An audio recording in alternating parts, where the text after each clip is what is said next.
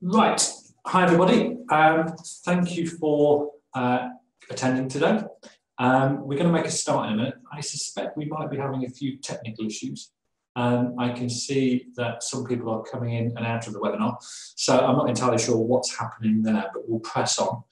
Dan, who's just slightly off screen, is going to be managing questions today.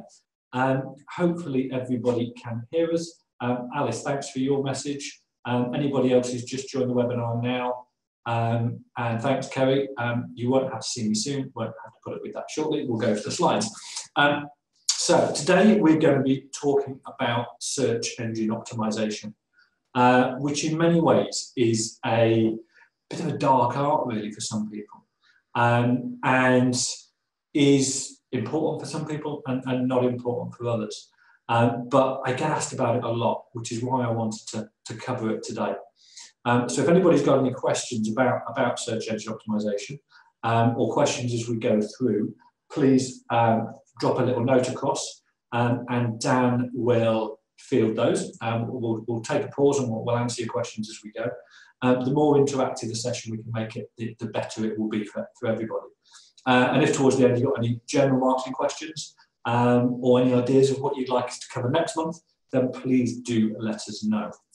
So, without further ado, I'm going to go straight into today's slides by sharing my screen with you. Give me 1 second and we'll do that. Hopefully everybody can now see my screen. And give it a second to do its stuff, and there we go. Can everybody see that? Any questions, give me a shout. So what I want to talk about, as I say, is search engine optimization. We're going to cover today some fundamentals about SEO, search engine optimization, the importance of thinking about it strategically, which takes us all the way back to where we started with the First Wednesday Club in November, and the importance of having a strategy in place. Then we'll look at the fear of missing out, which leads people, or some people, to take poor decisions when it comes to spending money on SEO.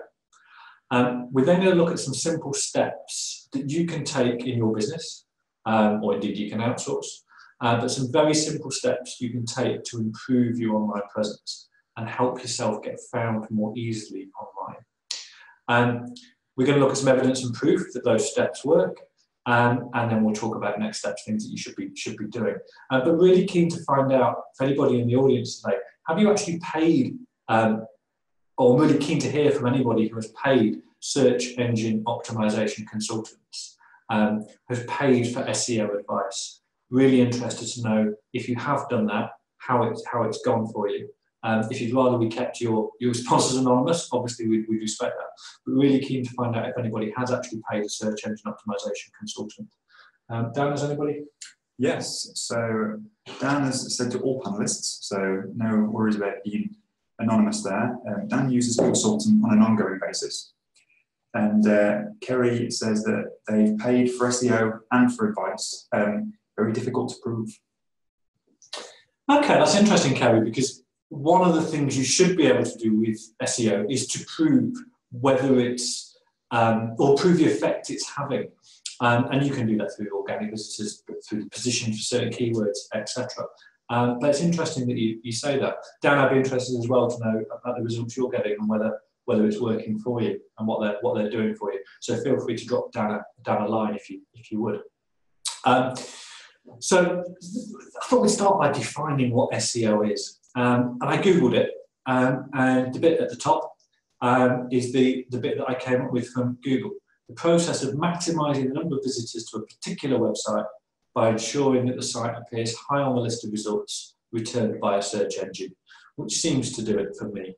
I've put a further explanation, and I would see it as an ongoing combination of tactics to achieve a desired outcome, being found by and for relevant keywords and phrases, input in search engines by the people in your target market. And that target market is really, really important. We had a client of ours who is what I would term a proper financial planner. I think we all probably know what that means. And she was actually paying for Google AdWords, but the keyword research is important and is analogous to SEO. And someone found our website looking for Bulgarian mortgages. This client didn't work in Bulgaria and didn't give mortgage advice. So it shows how important it is that the keywords and phrases that we're targeting are relevant, and that the target market is matched closely to what someone's looking for. Because in that case, they're spending quite a bit of money on that search term. So it's important that we're looking at the relevancy of keywords and phrases and then matching that to a target market and never coming away from the fact that we always need to have that target market in mind.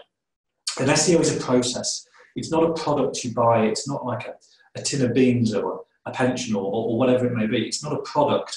It's a combination of different things to achieve a certain outcome. And those combination of things should become a process. Some of them are one-offs, but more likely it's ongoing work, it's good habits, which make up SEO, rather than SEO being a thing you can go and buy yourself. Dan, have I seen a couple of things? Yes, so Dan has clarified what the SEO consultant is focusing on. It's, we used to be #1 for local searches, then we changed our website and SEO dropped. Since we refocused on SEO, we're typically #1 for local IFA searches in our area. Traffic has increased by 80% in the last 12 months. Good. And the consultant we work with mainly focuses our activity in the right areas rather than trying to scan the system. Good to hear. It'd be interesting to see later on, Dan, whether to compare what we're suggesting and what your consultant's doing. Hopefully the two overlap quite considerably. And of course, the next thing is to make sure that those people who are getting to your website are taking the right calls to action. And that's down to the effectiveness of the site in the first place. But it's so important to think strategically. I will often have conversations that run something along these lines, where the planner says, I want to be on the first page of Google. I want to know why that is the case. And often they can't work it out. There's a gut feel that they want to be on the first page of Google, that good things will happen if they're on the first page of Google. But in reality, there's not really anything of substance that sits behind that need. And in the same way, I've repeated this before, but in the same way that if a client comes into a financial planner and says, I want an Octopus VCT, will you give me an Octopus VCT? Well, the planner, any planner worth their salt, will take it back to first principles and will start thinking strategically and be asking the client, not why do they want a VCT, but what are they trying to achieve? What do they want out of life? What are their financial challenges? What are their financial problems? Their aspirations and ambitions, rather than just selling that VCT. Now, the VCT might work, but only as part of a strategic financial plan. And it's the same here. SEO might work, but only as part of a marketing strategy. So it's so important that for people who are thinking, yeah, I want to be on that first page of Google. Yeah, we all do, and it'd be great if we all were. But so important to go back to basics and think, what is it you're trying to achieve? SEO is a tactic, but let's think strategically, because there might be a better way of producing the desired end result than SEO, a more cost-effective way, a simpler way, a way that will work more quickly than SEO. It may be that SEO does play a part, but I would urge you to think strategically rather than tactically here. And that's a rule for almost any marketing tactic, I think. But I can see why, because of the way SEO is marketed, that there is often a fear of missing out. And a lot of people who market this sort of stuff play on that fear of missing out and play on their ability to produce guaranteed results, get you on the first page of Google. We've all had emails that says we've audited your site and ... We get them. But there is no shortcut. There are no shortcuts. And whilst people will play on that fear of missing out, it's not something you should give into. The tactics employed by a lot of these agencies in fact, could permanently scar your domain. It's back in the day, 5-8 years ago, Google would, the amount of links you had into your website were a significant ranking factor. So many of these agencies would just go and build as many links into your website as possible. Google have now changed their algorithms, Penguin and Panda being two significant updates a few years ago. And a lot of those tactics were either ignored by Google or worse, penalised, and would have a long-term negative impact on your domain, on your website. So shortcuts such as those often employed by agencies such as these people offering guaranteed results, etc., are going to do you more harm than good. Really important that you remember there are no shortcuts, and that just don't give in to that fear of missing out. Because anything that they do, Google could just come along and change at a later date. And talking about Google, it's important. Search engine optimization is important as a part of a wider strategy, as we said earlier. And organic search traffic is important for two reasons. It's usually the most engaged. So if you go and look at your Google Analytics after this call and look at the source of traffic, and if anybody doesn't know how to do this, let me know now, and I'll flip into Google Analytics and show you how it works, and show you where to find this information. But look at the source of traffic, and you will find that it's normally the most engaged. And for engagement, we're looking at time on the site, number of pages that someone's looked at, and bounce rate, on the basis that the longer you spend on a website, the more pages you look at, the more engaged you're going to be with it. So say, if anybody doesn't know how to find that information in Google Analytics, just drop down an email now or a note now, and we'll pop over into Analytics and show you. But it sounds as though everyone knows how to do it, which is great. So that's the first reason that organic search traffic is important. People have that immediate need. Sorry, that's the first reason is that they're most engaged. The second is that they have that immediate need. They're searching on Google for something. They're looking for professional advice.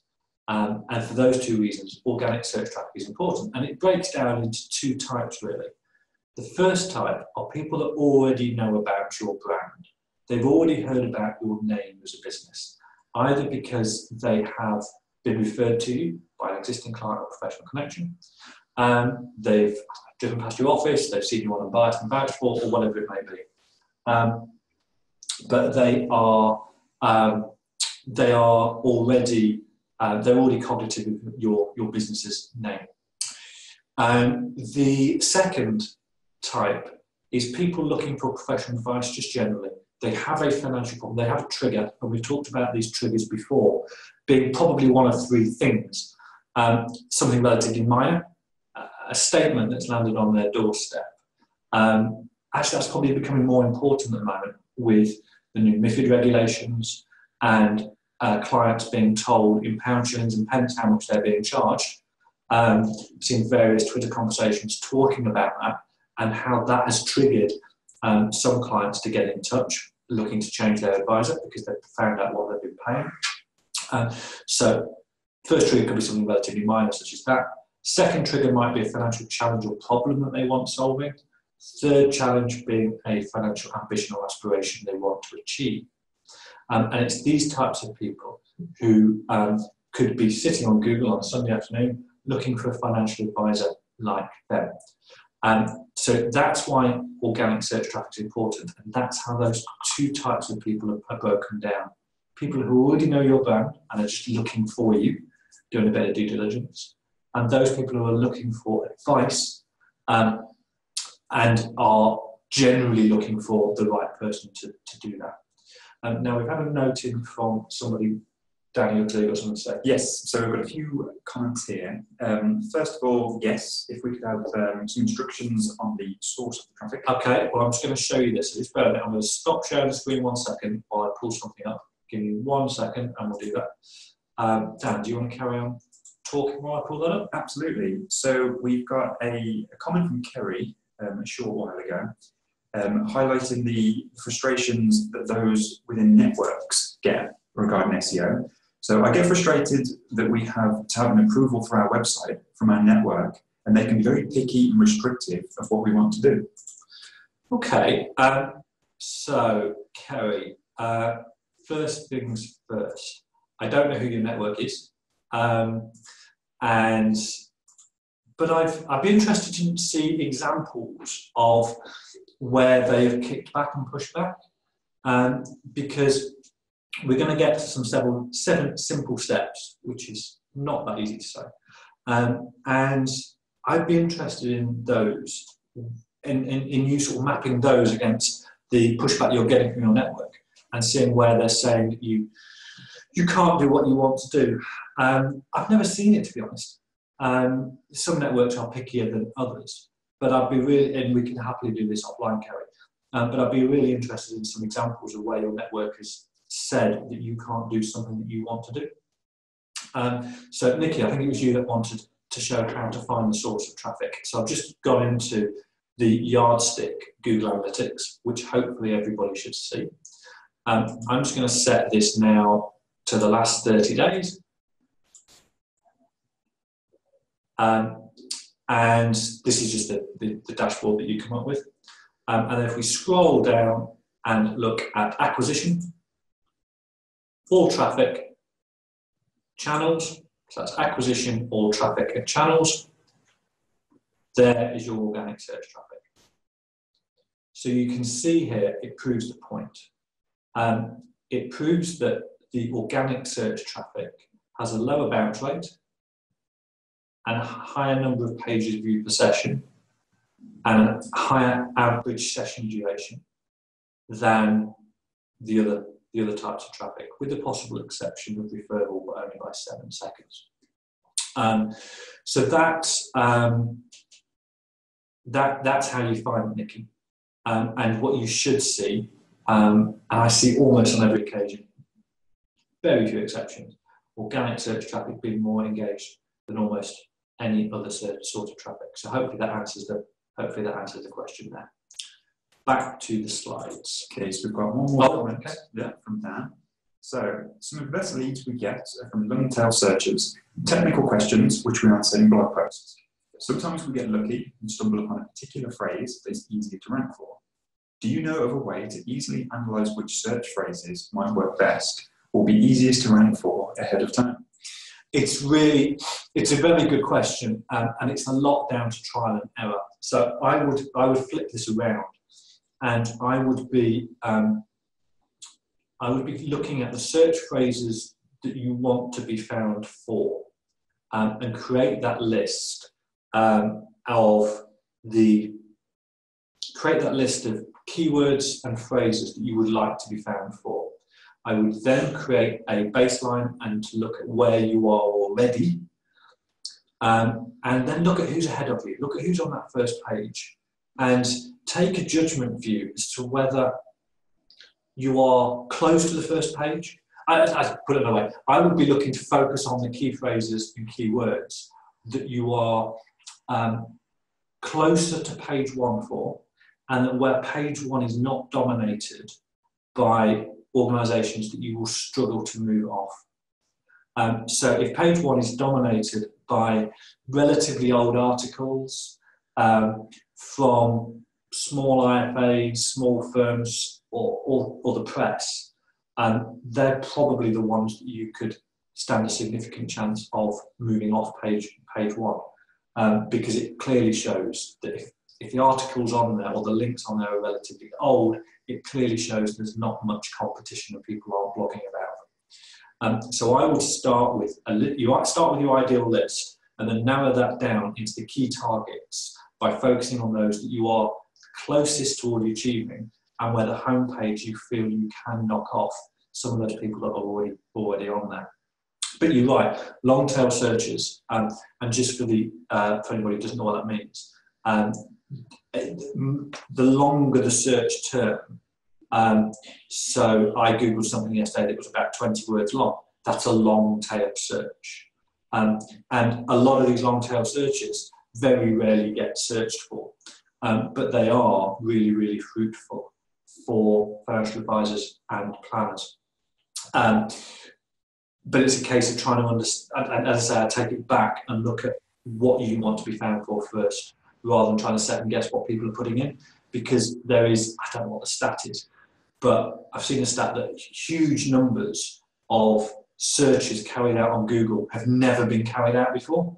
And I can't remember what the stat is, I really should look it up. But it's the first time that long tail search has been put into Google. And therefore, trying to second guess what people are going to put in when they don't know themselves is actually really quite difficult. So focus down on what you actually want to be found for. And then, of course, equally focus on the results of the page. So it's half the job is getting someone to the site. Equally important is getting them to then take action on the page, which means the page needs to have the right calls to action in the right places, etc., etc. It's no use just getting people to the site if they never then get in touch. Hopefully that answers your questions, Nikki and Dan. Any more, come back to me. So we're talking about two types of searches people carry out: the brand search and the profession, and then the search where they're looking for a professional advisor, but they haven't necessarily realised that they're looking for you. They're both as important as each other, and if you are invisible online, it's a significant problem. And visibility means for those people carrying out brand searches, you need to dominate those search results. Dominate that first page, those search results for your brand.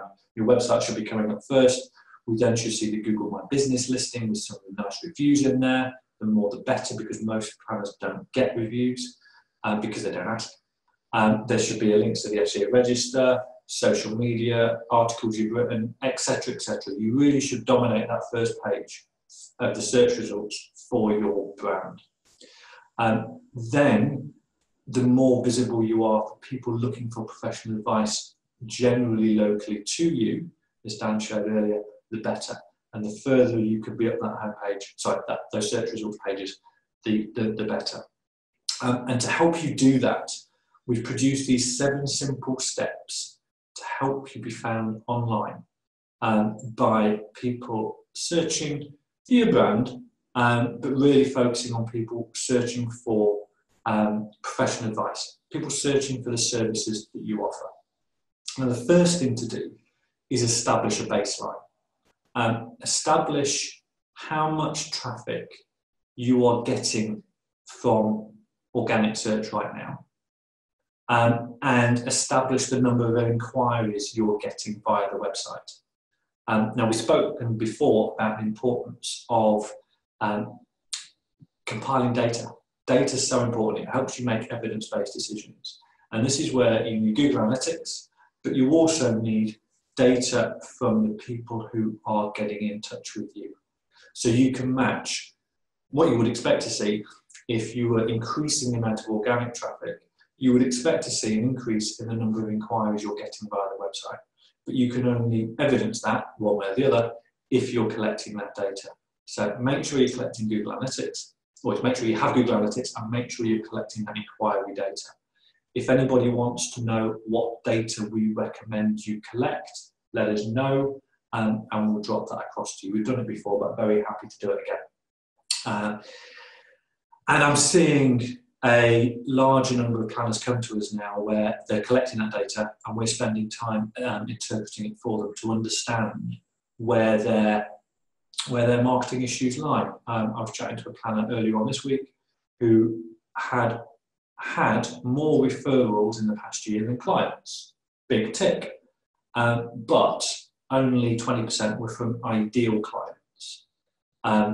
We therefore can, because he's got that data, we can see where their problems arise from, and we can establish a plan to do something about them. So first thing, establish that baseline using Google Analytics and your data that you collect about the inquiries you receive. The next thing to do, and I'm going to pop in and out of my browser in a minute, just to show these sort of things, but add page titles.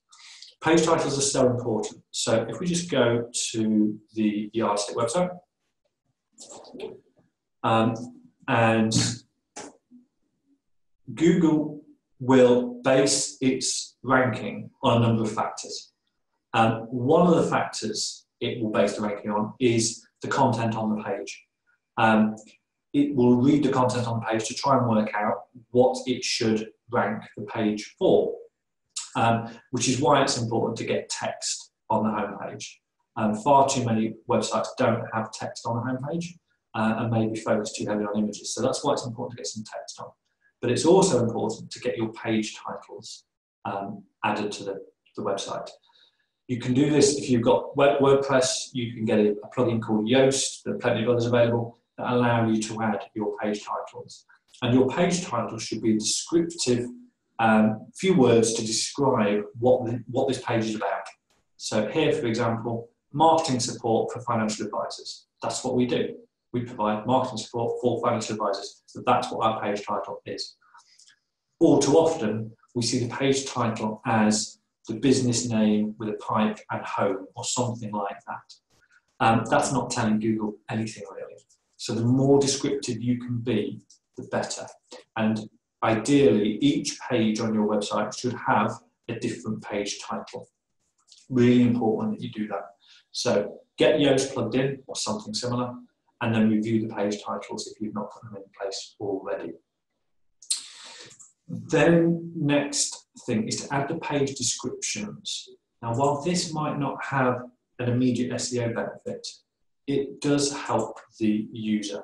So for example, here is the Arstic Agency, and this is our page description.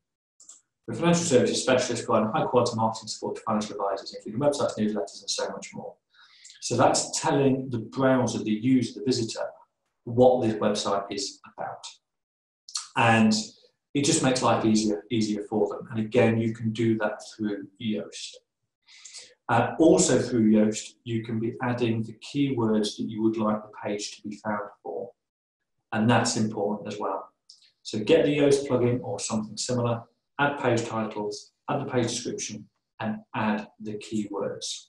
Dan, how are we doing for time? We're doing good. We're just reaching the halfway point. So the next thing that you should be doing is identifying the keywords that, or phrases that you would like to be found for by people browsing. So that may be financial advisor, it might be financial planner, it might be place names, it may be search terms in terms of product, stage of life, whatever it may be. But it's really important to identify the keywords that you want to be found for. It doesn't have to be huge numbers, but it is important to work out which ones you want to be found for. And then review the copy that's on your website, inserting those keywords where you can, and also for when you're writing additional copy for additional pages or for blogs, have those keywords handy so that you can make sure that you've included as many as possible into your content. Now, you're writing, remember, for the visitor. We should always be writing for the person who is reading the content on your website. You shouldn't be writing for Google first, you should be writing for the visitor first. So if there's any other doubt whether keywords should go in or not, because you're worried about how it would be viewed by the visitor, then always err onto the side of the consumer. But if you can work keywords into your copy, that will help. So identify those keywords, retrospectively go and add it into your copy on the website, and have that list handy for when you are writing additional content. Next, review the team and testimonial pages. So this is really important because it's a great opportunity to get keywords in. Typically on a website that we build, you will see a team page, and then everybody in the team will have their own sub-page. And that sub-page will explain a variety of different things. But it's a fantastic way of getting keywords into a site. So for example, if you are looking for clients locally to you, then that's a great opportunity to talk about place names. So for example, Phil was was Nottingham born and bred. He now lives in Woodthorpe with his 2 children and enjoys days out at Trent Bridge watching Nottinghamshire County Cricket Club or something like that. But just through natural copy and content, we've worked in 4 or 5 keywords there, local keywords, which are really, really quite important. And if you are doing that for every single member of your team, you're multiplying those opportunities to work keywords in. And too many websites we see from advisors and planners just have everybody on one page, which means that you can only get so much text in. So really keen that where possible, every member of your team, from the chairman at the top to the newest apprentice, has their own individual page. And you just need to look at some of our websites which we've created to show that in action. The other thing we tend to do as well, we tend to list accreditations and qualifications for advisors. Now, accreditations we make very clear, chartered, certified, etc. Qualifications we'll add to the site, but we will probably hide them away in a pop-up that someone can look at, or a little accordion that someone can look at if they wish to, but don't actually have to see and don't have bombarded with them on the page, because the list of qualifications might be relatively long. So we tend to hide them away, but they're there if someone wants to review them. But that's a great opportunity as well of getting keywords in a site. And it's a good way of getting certain keywords that talk about product in without having to talk about the product, if that makes sense. Because most financial planners don't want to talk about what pensions are, what ISAs are, etc. on their website, and rightly so. But they are still useful keywords. So if we can get them in another way, for example, by listing qualifications, that helps. And I'd review your testimonial pages as well. Apart from the mistake that often is made by financial advisors and planners by putting all their testimonials on one page, because generally people don't look. Maybe 1 or 2 out of every 100 people will look at a page of testimonials. So they should be scattered around the site. Testimonials are, again, a great way of working in keywords. Not only will they have some natural producty words in there as well, but it's also an opportunity to say where the client is based. So if I was giving my financial planner a testimonial, I might say, I give a testimonial, but I would happily let him put my name and broad location. So Nottingham or Woodthorpe, Nottingham. And again, that's getting some keywords in there, which are really useful, especially when you're focusing on local search. So review your team and your testimonial pages and see whether opportunities there for multiplying the number of pages that you've got, especially in your team, and working in more keywords. So 1 to 5 are really things that you can be doing now. Number 6 is we're starting to move into things that you should, good habits, things that you should be doing on a regular basis. And adding content is massively important. We'll come back to that in more detail in a second, but content is hugely important. As a consistently requesting Google reviews, no one knows exactly what makes up Google's ranking algorithm. However, content plays a massive part, and Google reviews play a part as well.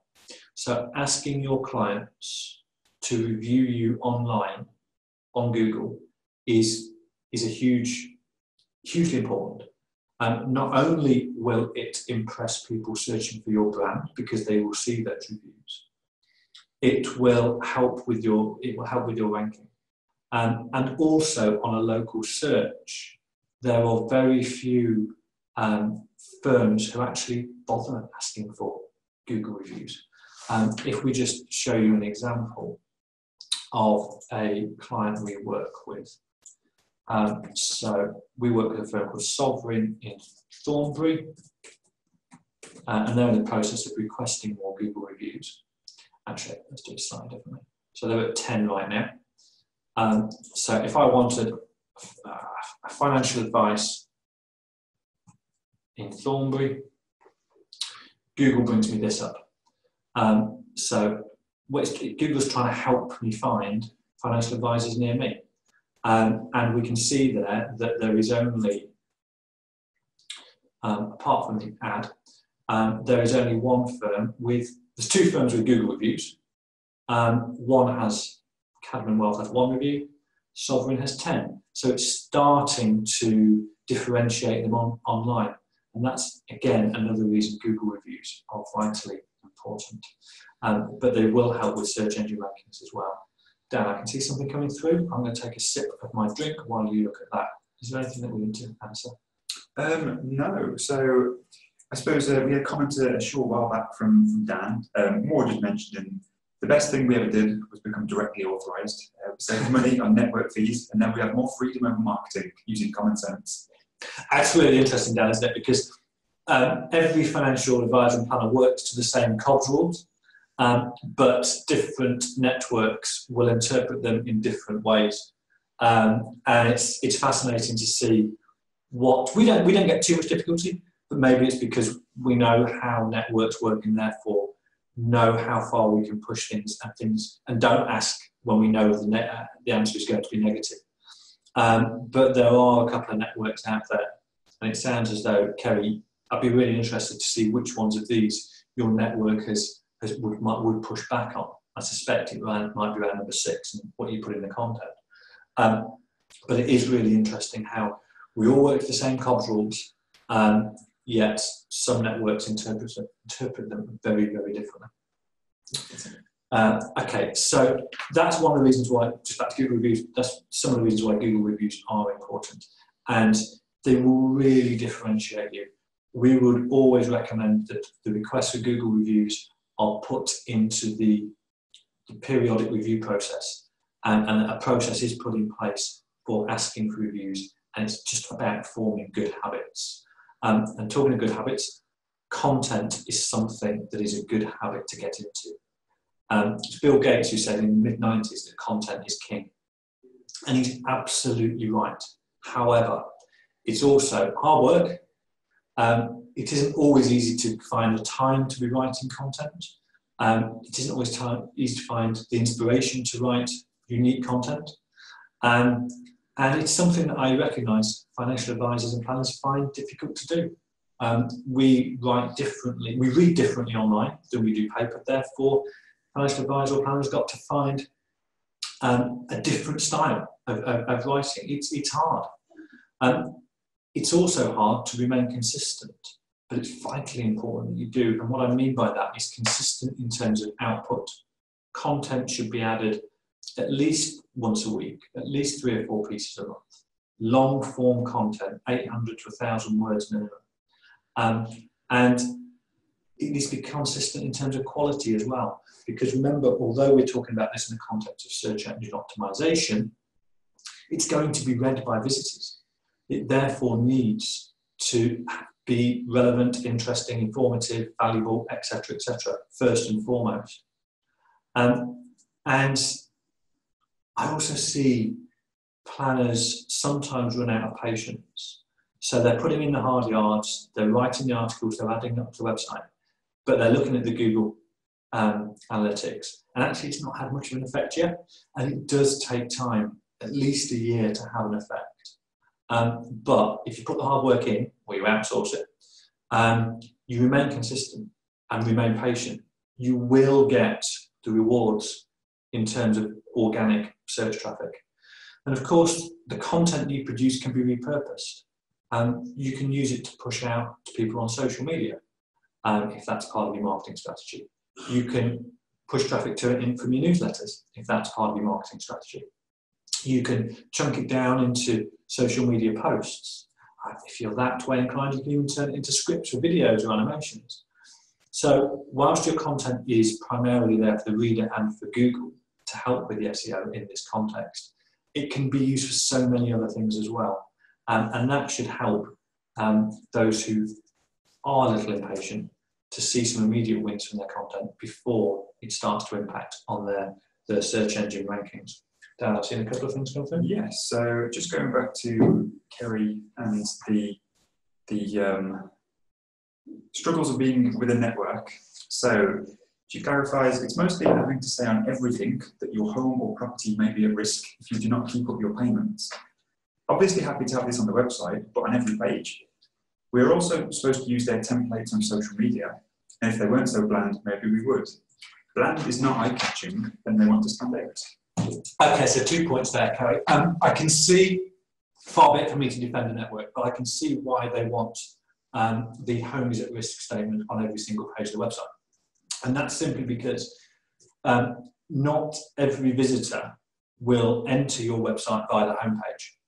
Therefore, if you only have risk warnings on the homepage, there's a chance that the visitor will go into pages B, C, D, E, etc., not see the risk warning, and therefore that's a potential issue. So I can absolutely see, and forgive me for defending compliance for a second, I can absolutely see why they would want that risk warning to be on every single page. The second point around social media, yeah, I've seen that before with some networks where they frankly don't understand how social media works and the immediacy of social media. And they whittle that something will be seen as a financial promotion, or they whittle about people posting financial promotions. Therefore, and I've wrote a piece about this maybe 3 years ago, if you can try and avoid posting financial promotions, that should help. However, it won't help if your network is saying, absolutely, we want to pre-approve every single social media post. That's a problem. If you can get them to a point where they only want to approve financial promotions, that don't post financial promotions, just post general comment, which couldn't be seen as a financial promotion. However, if they want to see everything, then yeah, that is really, really difficult, and you have my sympathies. Perhaps Dan can talk to you about the benefits of going DA. That might be a conversation to have offline. Anything else, Dan? Yeah, going back to Dan actually. So still talking about Google reviews. You rightly says, if you want to get Google reviews, all you have to do is ask using a simple email with a link to the right place to leave the review. Most people are happy to help. Yeah, and again, Dan, you're spot on. If you take a look at the free resources section on our website, there is a template there that you can use to ask for Google reviews. Yes, change it, modify it for your own style, but I would always ask by email. So I get the planner or advisor to tee up the request at a meeting and just make sure the client's happy and answer any questions they've got. But then when they get back to the office, then somebody in the planner support team, if there is such a person, should ask by email for the review using the template that you've created. And that's because a verbal request, people forget. The planner walks out the door, life takes over, and they forget they need to do it. So those good intentions get overtaken by life's events. Whereas if it's an email, it's in their inbox. They've either got to delete it, which they probably won't want to do because they said they were going to do it and they want to support you. Or every time they log back into their emails, it's that they're staring at them. So I would always start with a verbal request and then follow it up by email and build a process. Build it into your processes that these are asked for on a regular basis. Now, you're not going to bombard clients once they've done a Google review. That's cool. You're not going to ask them again. But just keep asking and keep doing it by email. Perfect. So Dan has mentioned to everybody, I don't know if everybody can see the comment, but he's happy for everybody to contact him to discuss directly authorised. He's in the Facebook group, so anybody that wants any help, just ask Dan for that information. And Dan also asks, is it worth posting content on Google Local? Yeah, absolutely. I tend to post the blogs on Google My Business, the Arstic blogs. But yeah, anything like that, I would absolutely say do it. It's a bit annoying that it only stays on for 7 days, but I would absolutely do it. The more you can feed Google, the better. And remember, most of your competition, most other financial advisors and planners aren't doing this. So if you are, and we've just seen it with the Google reviews, you're really going to set yourself apart. Massively important. Okay, so as I said, content is hard work, but it is crucial, and trying to rank, trying to improve your organic traffic without a commitment to content it's working with two hands tied behind your back, frankly. content is just so important. It's fundamental to improving your rankings on search, whether it's local search or for other stuff as well. And I thought we'd prove it. We talk about social proof a lot, the thoughts and words of others to show that you do a great job for your clients. So we thought we'd prove it here. So this is proof the tactics work. So this is a client of ours. It's relatively low search volumes, but nevertheless, it's good quality traffic. So this is comparing 1st of January 2018 1st of January 2018 to the end of the month, and the same for 2019. And this client, we've run those basics for, and we produce content for on a regular basis. And you can see the number of users and number of new users are up by 90%, and the number of sessions, that's the number of visits, the total number of visits as opposed to the unique visits, which are in the users column, are up significantly as well. Really massive difference in terms of total users, and then big difference in terms of those with organic searches as well. And then another one, client 2, and it's important that we're comparing the same month this year with the same month last year to get in seasonality. So here we've got a 56% increase in the number of users through organic search. Number of new users up 2/3. Number of sessions is up 40%. The number of overall sessions on the site is up significantly as well. These guys are getting, in January, they got nearly 1,500 unique users to their website.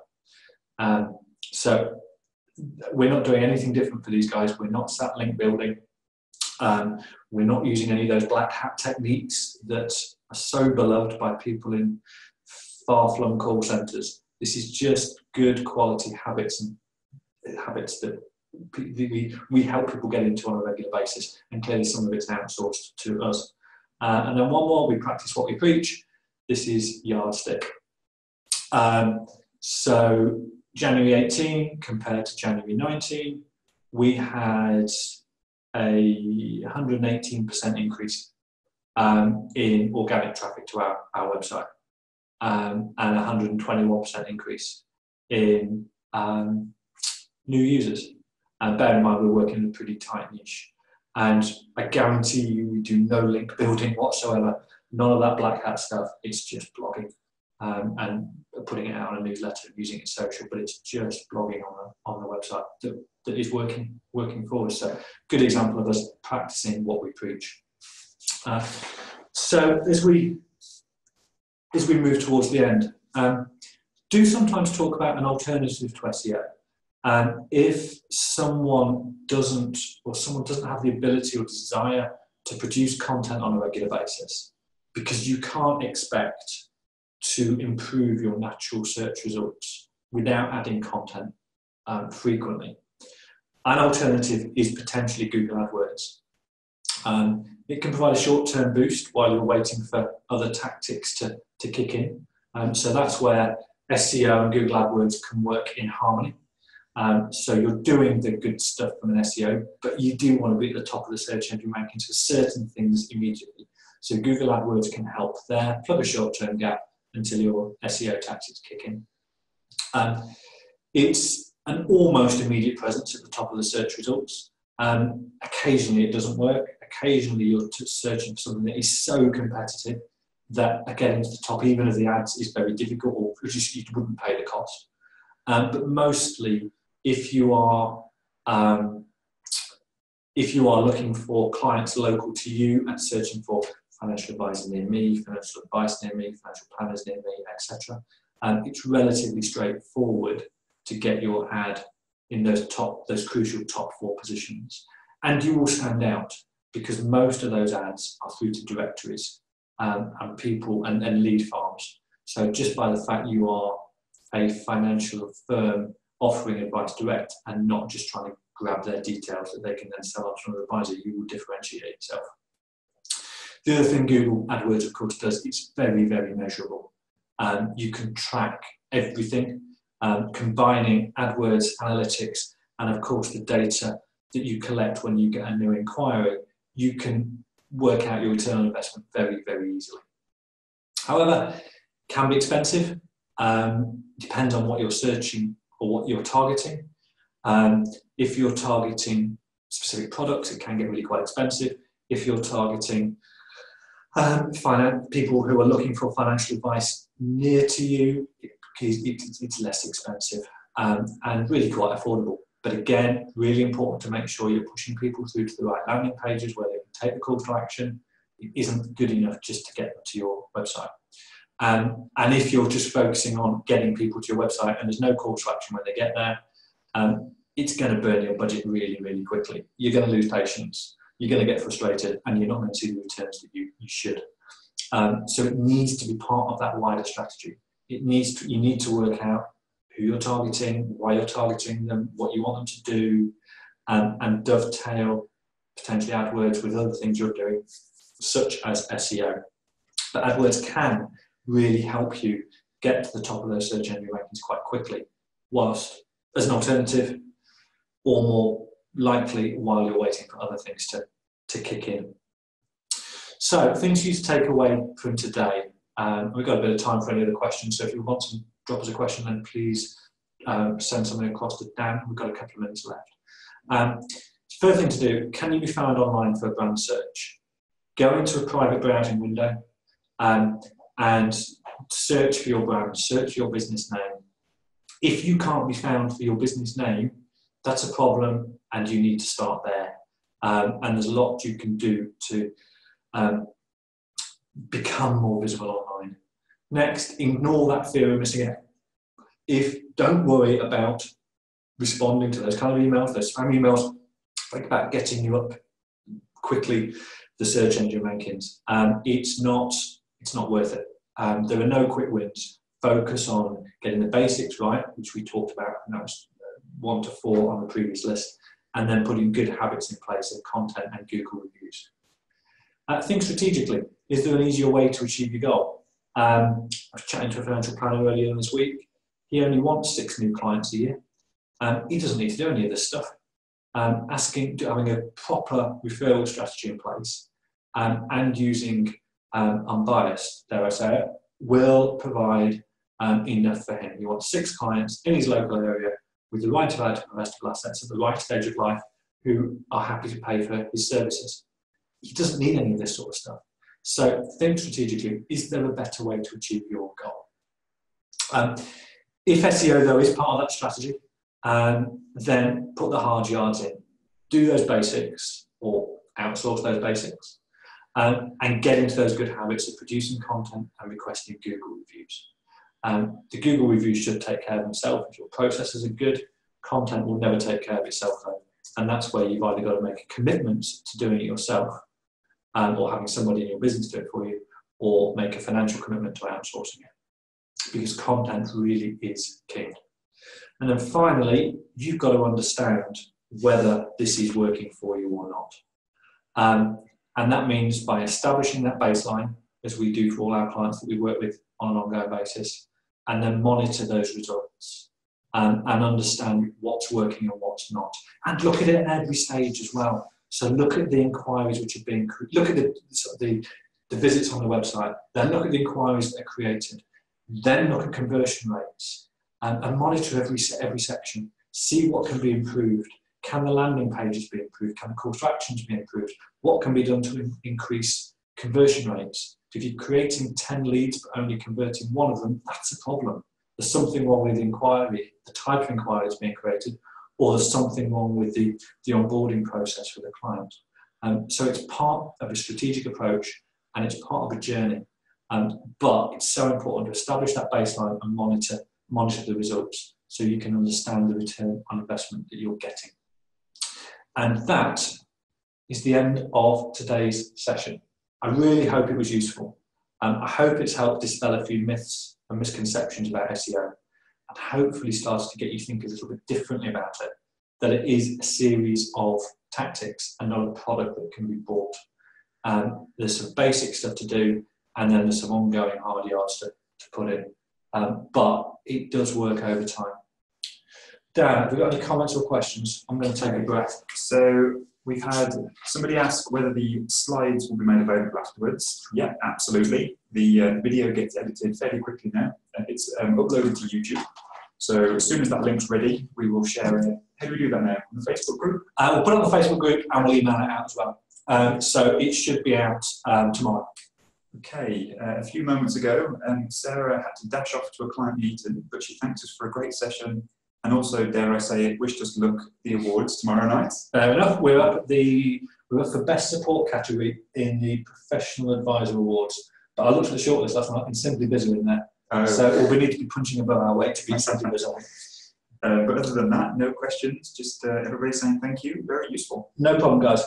We are 4 minutes early, so go and use those 4 minutes to do something useful. And we will see you next month. If anybody's got any ideas for topics next month you want us to cover, drop us a line.